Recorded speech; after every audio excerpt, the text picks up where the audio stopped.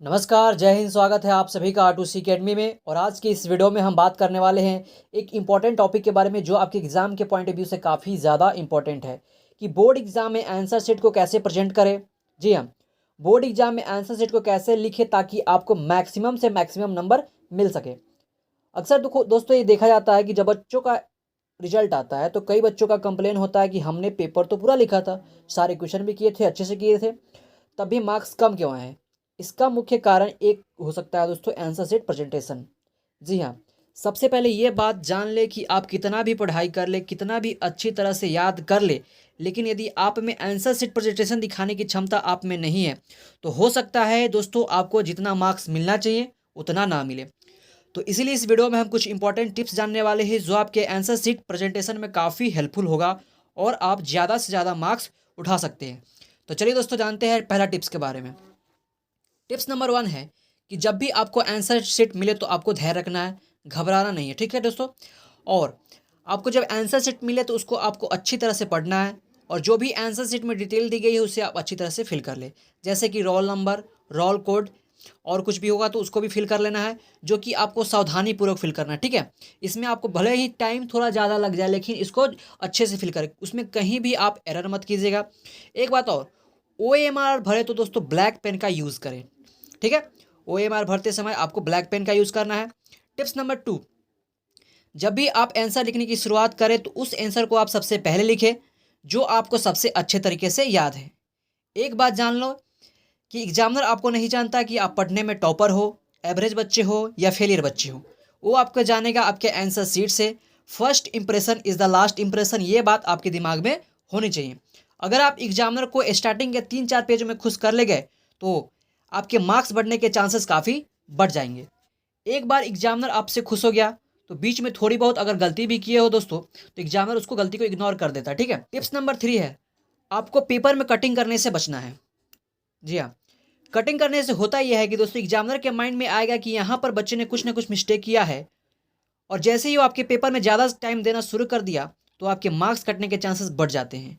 वहाँ पर आपको वर्ड एरर, ग्रामेटिकल एरर मिल लगते, इसलिए आपको कोशिश ये होना चाहिए कि कटिंग करने से कम बचे, अगर हो भी तो उसे सिंगल लाइन से कट कर दे। ठीक है। एक बात और, वर्ड के बीच में गैप जरूर दें। ठीक है।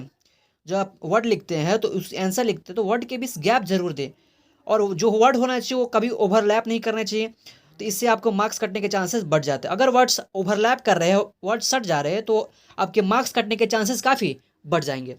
टिप्स नंबर 4, जब भी आप आंसर लिखे तो एक आंसर लिखने के बाद दूसरे आंसर जब लिखना शुरू करते हैं उसमें गैप जरूर देंगे। मान ले दोस्तों आपने पहला आंसर दिया, ठीक है, पहला आंसर खत्म हो गया, अगर अगर आप चाहते हैं दूसरा आंसर लिखना तो पहला और दूसरा आंसर के बीच थोड़ा 1 या 2 लाइन गैप जरूर दें, इससे आंसर ओवरलैप नहीं करेंगे। कई बच्चे क्या करते हैं दोस्तों, आंसर को ओवरलैप कर देते हैं, जिससे क्या होता है उनके आंसर ओवरलैप करने लगते हैं, जिसके कारण एग्जामिनर को कॉपी चेकिंग करने में काफ़ी डिफिकल्टी होती है। एक बात जान ले दोस्तों, अगर आपको आपकी कॉपी एग्जामिनर को चेक करने में दिक्कत आ रही है तो आपके मार्क्स कटने के चांसेस बढ़ जाते हैं। आपको कोशिश ये करना है कि एग्जामिनर पेपर चेक करने में आपके पेपर चेक करने में कम से कम टाइम दे सके।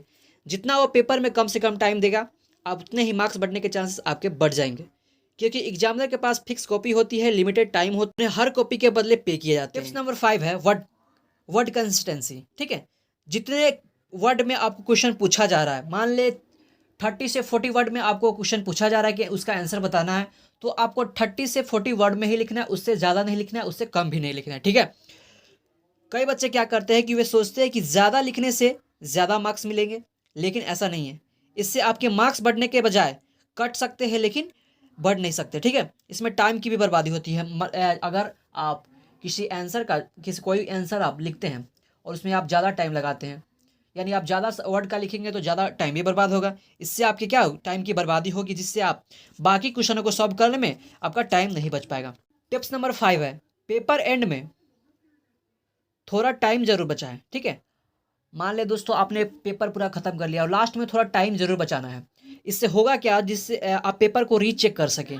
रीचेक करने से ये होगा कुछ ना कुछ मिस्टेक आपके सामने आएंगे और उस मिस्टेक को आप सुधार सकेंगे और इससे आपके 5 से 6 मार्क बढ़ने के चांसेस बढ़ जाएंगे। ये थे कुछ इंपॉर्टेंट टिप्स जो आई एम श्योर आपके बोर्ड एग्जाम में आंसर शीट प्रेजेंटेशन लिखने में काफ़ी हेल्पफुल होगा और आप बेस्ट से बेस्ट मार्क्स पा सकेंगे। दोस्तों अभी तक हमारे मोबाइल एप्लीकेशन को डाउनलोड नहीं किया है तो डिस्क्रिप्शन बॉक्स में उसका लिंक दिया गया है, वहाँ से जाकर आप डाउनलोड कर सकते हैं। दोस्तों अगर आप क्लास 10th के स्टूडेंट्स हैं और चाहते हैं कि नोट्स पाना, तो नोट्स और जो सोल्यूशन होता है उसका क्लास 10 का, उसका सोल्यूशन दिया गया है। व्हाट्सअप नंबर पर संपर्क कर सकते हैं 81022478 4 पर संपर्क कर, वहाँ से आप नोट्स मिल जाएगा। उसके लिए आपको पे करना पड़ेगा 199 रुपीज़।